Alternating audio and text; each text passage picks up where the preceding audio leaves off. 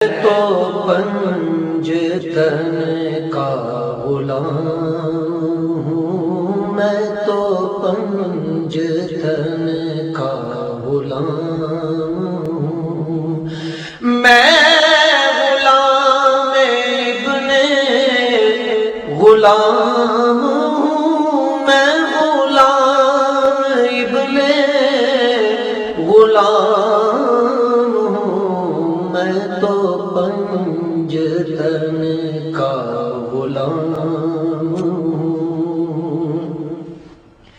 مجھے عشق ہے تو خدا سے ہے،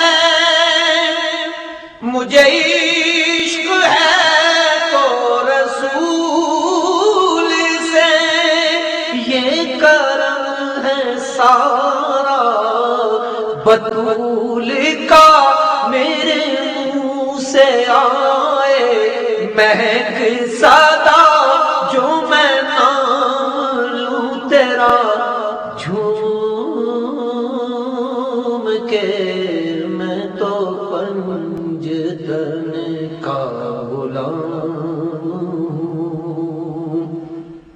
ذکر پنجتن۔ ناظرین سلام علیکم، میں ہوں شوکت آبدی، پیش خدمت ہے آپ کا پسندیدہ پروگرام ذکر پنجتن۔ ناظرین، پچھلے ایپیسوڈ میں ہم بات کر رہے تھے امام حسین علیہ السلام کے سلسلے میں، آئیے اسی گفتگو کو آگے بڑھاتے ہیں اپنے معزز مہمان عالی جناب مفتی ابوالعرفان صاحب قبلہ لکھنوی کے ساتھ ساتھ۔ مفتی صاحب، رسول اللہ صلی اللہ علیہ وسلم امت کو دو چیز دے گئے تھے، جی ایک اللہ کی طرف سے تحفہ تھا، جی یعنی کلام پاک کی شکل میں، جی جی ایک اپنی طرف سے تحفہ دے کے گئے تھے جی اہل بیت کی شکل میں، جی اور انہوں نے یہ کہا تھا کہ دیکھو اگر تم نے ان دونوں کو مضبوطی سے پکڑ لیا جی جی تو تم کبھی گمراہ نہیں نہیں ہوگے۔ ہوگا، جی مطلب یہ تھا کہ گمراہ ہونے کا ڈر امت کو تھا، جی جی نہ قرآن کو بدلنے کا جی جی اور نہ اہل بیت کو۔ جی جی تو پھر اس کے باوجود اہل بیت کے ساتھ اتنا بڑا ظلم ہو گیا۔ نہیں، اہل بیت کے ساتھ جو ظلم ہوا اس کے بارے میں تو ہم آپ کو ایک آیت سنا چکے ہیں، وہ یطہرکم تطہیرا، جی جی کہ اہل بیت کو اللہ تعالیٰ نے تمام برائیوں سے، تمام ناپاکیوں سے پہلے ہی پاک و صاف کر دیا۔ تو جب وہ برے نہیں تھے پھر بھی ان کے ساتھ ایسا کیوں کیا اب گیا؟ سوال یہ کہ وہ جب وہ برے نہیں تھے، لیکن دوسرا جو شیطان تھا اس کے نزدیک تو برے تھے۔ جی جی جو شیطان تھا وہ برا تھا، وہ برا ثابت کرنا چاہ رہا تھا، لیکن اس کے ثابت کرنے سے ثابت تو نہیں ہوا۔ تو اب یزید جو ہے جی وہ اگر امیر المومنین ہوتا اور اس کے خلاف جاتے اور بیعت آپ نہ کرتے، تب تو یہ تھا کہ آپ نے غداری کی۔ جی لیکن جو فاسق ہے، جو فاجر ہے، جو حرام عورتوں کو حلال کر رہا ہے، جس طرح دسترخوان پہ کتا بیٹھ رہا ہے، جو ساری نجاستوں کا مرکز ہے، کیا ایسا آدمی امیر المومنین کہلانے کا حقدار بن سکتا ہے؟ تو جناب وہ اس کی لوگوں نے بیعت بھی کر لی۔ نہیں تو اب بیعت اسی کے جیسے ناپاک لوگوں نے کی یا دنیا داروں نے کی کہ جن کے اوپر اس کی ہیبت تھی، اس کا غلبہ طاری تھا، اور وہ نہیں چاہتے تھے وہ کسی امتحان میں مبتلا ہوں۔ تو کہیں پر دنیاوی حالات طاری تھے، کہیں پہ غلبہ ہیبت تھا، جس کی وجہ سے لیکن آج تو کوئی ڈر نہیں ہے، نہ بنی امیہ ہے، نہ بنی عباس ہے، نہ یزید ہے۔ آج بھی لوگ یہ کیوں کہتے ہیں کہ بھائی یزید کے لیے ہم خاموش ہیں؟ کچھ لوگ یزید کو رحمۃ اللہ علیہ کہتے ہیں، کچھ لوگ کہتے ہیں کہ کیا نام ہے قسطنطنیہ کی جنگ میں، یہ جو ساری باتیں کر کے اس کی ڈیفنس کی جا رہی ہے، اس کے سلسلے میں آپ کا کیا کہنا ہے؟ نہیں، میں یہ کہنا چاہوں گا کہ یزید کس چیز کا نام ہے؟ یہ کوئی شخصیت نہیں ہے۔ یزید کی شخصیت جو ہے وہ اس دنیا داری سے لوگوں اس کو جانتے ہیں کہ ہاں یزید جو تھا وہ ایسا تھا، لیکن جو کل یزید تھا وہ میرے خیال میں زیادہ بہتر تھا بنسبت آج کے یزیدیوں سے۔ کل کا یزید آج کے یزیدیوں سے زیادہ بہتر تھا، اس لیے کہ اس کے اوپر جو نفسانیت طاری تھی وہ اسی نفسانیت کے ساتھ ظاہر ہوا تھا، لیکن آج کے یزید جو ہے وہ اس نفسانیت کے ساتھ سامنے نہیں آ رہے ہیں، بلکہ وہ چھپے ہوئے منافقین ہیں جو اپنے دلوں میں تو دنیا کے بت چھپائے ہوئے ہیں اور وحدانیت کا ڈنکا بجاتے پھر رہے ہیں۔ بتائیے قسطنطنیہ کی جنگ، ارے کیا صحابہ کرام نہیں جانتے تھے کیا وہ؟ نہیں تو قسطنطنیہ کی جنگ کے بارے میں بھی محدثین نے یہ رائے دی ہے کہ یہ قسطنطنیہ کی جنگ اس کی موجودگی میں ہوئی ہی نہیں اور وہ اس میں شامل ہوا ہی نہیں. جب وہ شامل نہیں ہوا تو زبردستی تم اس کو شامل کر دو گے. یزید کے جو 3 سال کے کارنامے ہیں، ایک میں پہلے سال اس نے جو ہے جی نواسہ رسول اور ان کے یہ خاندان کو کربلا شہید کا کیا. واقعہ ہوا، اس کے بعد واقعہ حرہ ہوا. واقعات حرہ، اور واقعات حرہ کوئی معمولی چیز ہے. حضرت امام حسین علیہ السلام مدینے کو چھوڑ کر چلے آئے، اپنے نانا جیسے عزیز کو انہوں نے چھوڑا. کس لیے؟ تاکہ مدینے کی جیسی متبرک زمین جو ہے وہ ناپاکی کا مرکز نہ بن پائے. اگر وہ وہاں رک جاتے تو وہاں پر یزیدیت پہنچ جاتی، کربلا وہیں پر ہو جاتی، وہیں کربلا ہو جاتی. لہٰذا آپ نے اس کو پاک رکھنے کے لیے اور اپنے نبی سے دور چلا جانا اور حج سے اتنی محبت رکھنے کے باوجود مکے کو بھی چھوڑ دیا. تو اب حضرت حسین کے اندر حسینیت تھی، نبی کی اطاعت تھی، نبی کی محبت تھی، اللہ کی اور اللہ کے رسول کی اطاعت تھی، جس میں آپ نے شر و فساد سے گریز کر کے مدینے سے ہجرت فرمائی اور مکے گئے. لیکن کیا کیا یزید نے؟ جس پاک جگہ کو پاک چھوڑنے کے لیے حضرت حسین واپس آئے تھے، اس نے اسی جگہ کو ناپاک کیا. سینکڑوں بندگان خدا کو اس نے شہید کیا.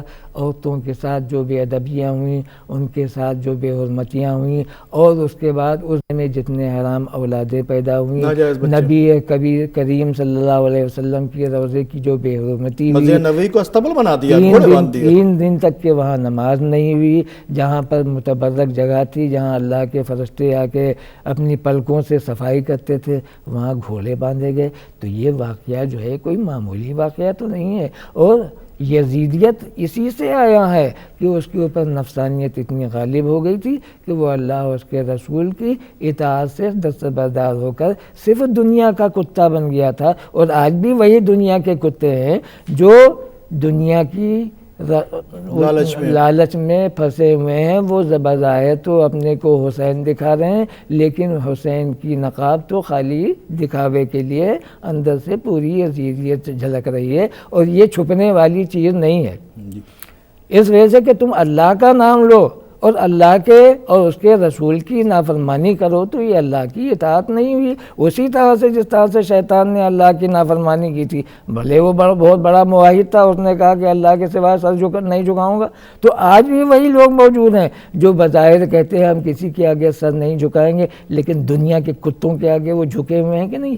جس مکان سے اللہ نے کہا تھا اس کو پاک و صاف کرو، آج ساری برائیاں وہیں سے پیدا ہو رہی کہ نہیں ہو رہی.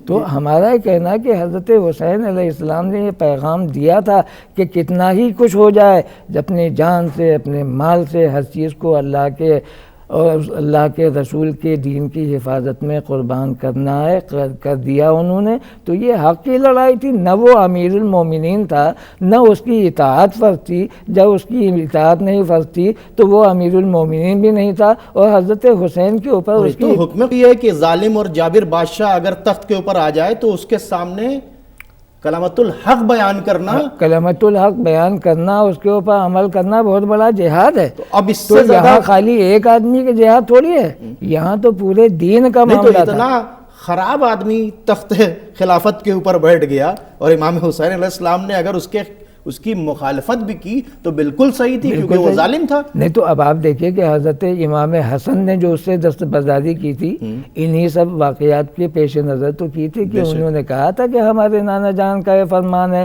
کہ اب ملوکیت، اگر ملوکیت ہوتی تو وہاں تک تھا، ملوکیت ہوتی تو وہاں تک تھا، لیکن وہاں تو ظلم تھا، وہاں تو جبر تھا، وہاں تو بے دینی تھی، وہاں تو منافقت تھی، وہاں اللہ کے بندوں کی خونریزی تھی. تو یہ ملوکیت جو ہے وہ تو بالکل ہی اللہ کی نافرمانی ہے. اور اس کے بارے میں تو سب سے پہلے جو سوال کیا جائے گا اسی کے بارے میں کیا جائے گا. میں پوچھنا چاہتا ہوں کہ بنی امیہ میں بھی جو بادشاہ تھا جی عمر بن عبدالعزیز، جی جی جی اس کے بارے میں بھی روایت ملتی ہے کہ اس کے دربار میں کسی نے یزید کو امیر المومنین کہہ دیا، 100 کوڑے لگوایا اس کے. تو اب آپ بتائیں کہ جب یزید کہ بیٹے کو تخت خلافت دی گئی جی تو اس نے انکار کر دیا، اس نے کہا کہ میں اس تخت پر بیٹھنے کے لائق نہیں ہوں، بس میرے باپ نے جو کچھ کما لیا سو کما لیا. تو اس نے صاف صاف کہہ دیا کہ اس کے پائے جو ہے خون اہل بیت میں ڈوبے ہوئے ہیں. جی جی جی. تو جو اس کا بیٹا تھا اس نے تو اس کی مخالفت کی. جی جی جی. آج لوگ اس کی طرفداری کر رہے نہیں ہیں. تو اب ظاہر کہ وہ ظاہر میں تو دکھائی دیتے ہیں کہ وہ یزید کے بہت چہیتے ہیں، اور جب چہیتے ہیں تبھی تو رضی اللہ عنہ کہنے کے لیے آمادہ ہیں. جب وہ یزید ان کا چہیتا ہے تبھی تو وہ اس کی بخشائش کے لیے آمادہ ہیں. لیکن ان کو سوچنا چاہیے کہ بیٹا تمہاری بخشائش کا کوئی بندوبست ہے کہ نہیں؟ کہیں ایسا نہ ہو کہ یزید کے چکر میں تمہارا بھی بیڑا غرق ہو جائے. اور میں آپ کو یقین دلاتا ہوں، میرا یقین کامل ہے کہ یہ جتنے یزید کے چاہنے والے ہیں، چاہے رضی اللہ عنہ کہیں، چاہے جا کے جنت کے دروازے پہ چھوڑ کے آئیں، جو اللہ کا فرمان ہے، جو اللہ کے رسول کی نافرمانی ہے، اس کے مقابلے میں تو کسی کا بس و اختیار چل ہی نہیں سکتا ہے. تو ہم کو یہی بات ثابت کرنا ہے کہ ہم اگر مومن ہیں، ہم اگر اللہ اس کے رسول کے چاہنے والے ہیں، تو اس کی سنت یہی ہے کہ ہم اہل بیت کی محبت کو اپنے دلوں میں جگہ دیں. خالی ان کی محبت کو دلوں میں جگہ دینا نہیں، بلکہ جو ان کا کردار ہے، جو ان کی گفتار ہے، جو ان کا عمل ہے، اس عمل کی اتباع کریں تاکہ ہم حقیقی معنی میں حضرت سید الشہداء کے چاہنے والے بن سکیں. اور اسی وجہ سے رسول پاک صلی اللہ علیہ وسلم نے فرمایا تھا، میں تمہارے بیچ میں دو بھاری چیزیں چھوڑ کے جا رہا ہوں، ایک اللہ کا قرآن اور ایک میری اطاعت. اس وجہ سے کہ اللہ کے قرآن کو بدلنے والے اگر بدلنا چاہیں گے، جیسے آج اللہ کے قرآن کے معنی اور الفاظ کو بدلا جا رہا ہے، تو یہی اہل اطہار کی متقی و پرہیزگار اولادیں اس کو ثابت کریں گے کہ یہ جھوٹا ہے. لعنت اللہ علی الکاذبین، لعنت اللہ علی اعداء اللہ الظالمین. میں صرف بس بات کو سمیٹ کر یہاں پر کہتا ہوں کہ یزید نے 3 سال میں پہلے سال کربلا کیا، دوسرے سال واقعات حرہ کیا، تیسرے سال اس نے خانہ کعبہ میں آگ لگا دی. یہ 3 سال کے اس کے کارنامے ہیں. امت مسلمہ کو اس سے دور رہنا چاہیے. اب جو لوگ اس کو بچانے کی کوشش کرتے ہیں، اس کو کسی نہ کسی طریقے سے شیلٹر دے رہے ہیں، تو میں چاہوں گا کہ ان کے سلسلے میں کلام پاک نے کیا کہا ہے وہ بتا دیجئے. کیونکہ یہ بہت بڑا ظلم ہے، تھوڑا چھوٹا موٹا ظلم نہیں ہے. قرآن پاک کی ایک آیت میں آپ کے سامنے پیش کرنا چاہوں گا، جس میں اللہ تعالیٰ نے ارشاد فرمایا ہے، ان اللہ و ملائکتہ یصلون علی النبی یا ایھا الذین آمنوا صلوا علیہ وسلموا تسلیما. کہ یہ سورہ احزاب کی 57 آیت ہے، 56 آیت ہے. اس میں اللہ تعالیٰ ارشاد فرماتا ہے کہ بے شک اللہ تعالیٰ اس کے تمام فرشتے درود و سلام بھیجتے ہیں نبی صلی اللہ علیہ وسلم پر. اے ایمان والو، تم بھی آپ کے اوپر درود و سلام بھیجو. تو اب یہ تو درود و سلام کی بات ہو گئی. درود و سلام کا مطلب یہ ہے کہ نبی کریم صلی اللہ علیہ وسلم کے لیے، اہل بیت کے لیے درجات کی بلندی کی دعائیں مانگنا ہے. آگے کیا کہہ رہے ہیں؟ ان الذین یؤذون اللہ ورسولہ لعنہم اللہ فی الدنیا والآخرہ وأعد لہم عذابا مہینا. ایک طرف تو نبی کی چاہت میں مبتلا، ان کے عظمت کا اظہار کرنے والے، اللہ سے ان کے لیے درجات کی بلندی کی دعا کرنے والے ہیں، اس کے مقابلے میں وہ لوگ جو بے شک اللہ کو اور اس کے رسول کو ایذا دینے والے ہیں، نبی صلی اللہ علیہ وسلم کو ایذا دینے والے ہیں. نبی کی ایذا کیا ہے؟ ان کی اپنی ذات تو ہے نہیں. ان کے حسین کو ان کو اپنی ذات سے تعلق نہیں، ان کو تو اہل بیت پیارے ہیں.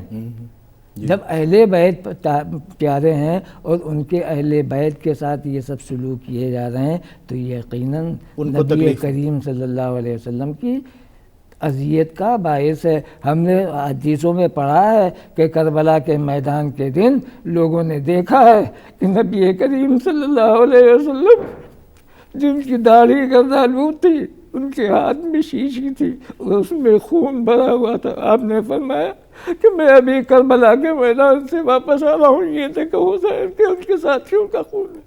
اس واقعے سے بڑھ کر کے ایذا پہنچانے والا رسول اللہ کے لیے کیا ہو سکتا ہے، جس کے لیے وہ اپنی اولاد کو قربان کرنے والے آج وہ اس حالت میں دکھائی دے رہے ہیں کہ ان کا جسم اطہر گردآلود ہے، ان کے کپڑے گردآلود ہیں، ان کے بال پریشان ہیں، ان کے ہاتھ میں خون ہے، اپنے جگر گوشے کا اپنے پیار، اس سے بڑھ کر کے اگر ایذا کوئی ہو سکتی ہے تو نہیں ہو. اور اس کا جواب بھی اس میں ہے، لعنہم اللہ فی الدنیا والآخرہ.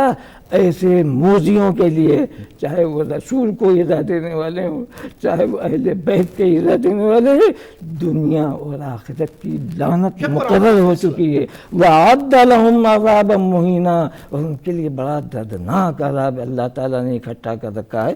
تو یہ تو کھلم کھلا قرآن کہہ رہا ہے، اور جب قرآن کہہ رہا ہے تو اس کے سوا تو ہم نہ کچھ سوچ سکتے ہیں نہ ہم کر سکتے ہیں. اور آج بھی جو رسول اللہ صلی اللہ علیہ وسلم کی شان میں منقصد کرنے والے ہیں، ان کو اپنا جیسا بشر کہنے والے ہیں، ان کو ان کے ساتھ بے ادبی کرنے والے ہیں، ان کی شان میں گستاخیاں کرنے والے ہیں، وہ لعنت کے مستحق ہیں. اور اہل بیت کے ساتھ جن لوگوں نے مظالم کیے ہیں اور آج یزید کو رضی اللہ عنہ کہہ کے ان کے طرفدار دکھائی دیتے ہیں، میں تو کہتا ہوں کہ اللہ تعالیٰ نے دنیا میں ان کو چھوٹ دے رکھی ہے.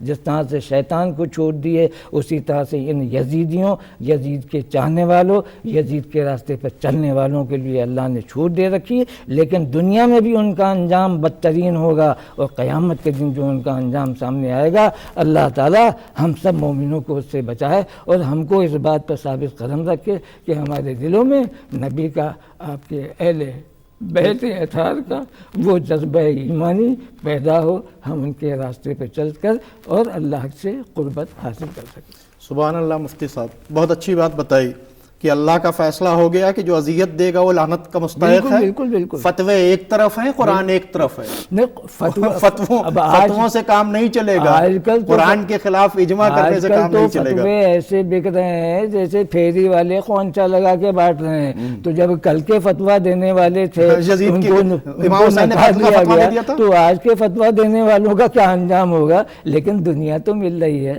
جی بے شک، دنیا کی عزت تو مل رہی، لیکن ہم نے بڑے بڑے عظمت والوں کو دیکھا ہے کہ جب آخری وقت ہوا تو انتہائی ذلت و رسوائی کی موت مرے ہیں. یہ ساری دنیا کی عظمتیں، ساری دنیا کی دولتیں ایک ایک قطرے خون کے ساتھ ان کی بہہ گئی ہیں، تب وہ اس دنیا سے رخصت ہوئے ہیں. اس وجہ سے میں کہوں گا کہ جو اہل بیت اطہار کے دشمن ہیں، ان سے نفرت کرنے والے ہیں، ان سے عداوت کرنے والے ہیں، ان کی شان میں گستاخی کرنے والے ہیں، وہ یقیناً گستاخ رسول ہیں. اور جس طرح سے گستاخ رسول کا کہیں ٹھکانہ نہیں، جہنم کا سب سے بدترین طبقہ اس شخص کے لیے ہے جو گستاخ رسول ہے اور نبی کو ایذا دینے والا ہے. مفتی صاحب آپ نے بہت اچھی بات کہی. جی. اب ہمارے پروگرام کا وقت ختم ہوتا ہے، ہم چاہیں گے کہ مختصر سے الفاظ میں اپنی بات کو آپ ختم کرنے کی ضرورت. نہیں، مجھے بہت افسوس ہے کہ تنگی دامہ ہمارے پیش نظر ہے، اور ہم اس مسئلے میں بہت زیادہ اچھی باتیں جو تفصیل سے کرنا چاہتے تھے نہیں کر پائے ہیں. بہرحال اللہ تعالیٰ توفیق دے گا، پھر ملیں گے. میں آخر میں صرف ایک شعر آپ کے سامنے پیش کرنا چاہوں. اے دل بگیر دامن سلطان اولیاء، یعنی حسین ابن علی جان اولیاء. اے دل پکڑ لے مضبوطی سے سلطان اولیاء کے دامن کو. اور وہ سلطان اولیاء کون ہے؟ یعنی حضرت حسین ابن علی، جو اللہ کے رسول کی بھی جان ہے اور تمام اولیاء اللہ کی جان ہے. ناظرین، ہم نے اپنے مہمان مفتی ابوالعرفان صاحب قبلہ لکھنوی سے ذکر پنجتن میں رسالت مآب صلی اللہ علیہ وسلم کے سلسلے میں حضرت علی، جناب فاطمہ، امام حسن اور امام حسین علیہ السلام کی سیرت پر تھوڑی بہت روشنی ڈالنے کی کوشش کی. ناظرین، اب ہمارے پروگرام کا وقت ختم ہوتا ہے. آپ شوکت آبدی کے ساتھ ساتھ اپنے مہمان مفتی ابوالعرفان صاحب قبلہ لکھنوی کو بھی جوش ملی آبادی کے ان اشعار کے ساتھ اجازت دیجیے. ہاں وہ حسین جس کا ابد آشنا سے بات، کہتا ہے گاہ گاہ حکیموں سے بھی یہ بات، یعنی درون پردہ صدرنگ کائنات، ایک کار ساز ذہن ہے ایک ذی شعور ذات، سجدوں سے کھینچتا ہے جو مسجود کی طرف، تنہا جو ایک اشارہ ہے معبود کی طرف۔ ناظرین اب ہم کو اجازت دیجیے، خدا حافظ۔ پنجتن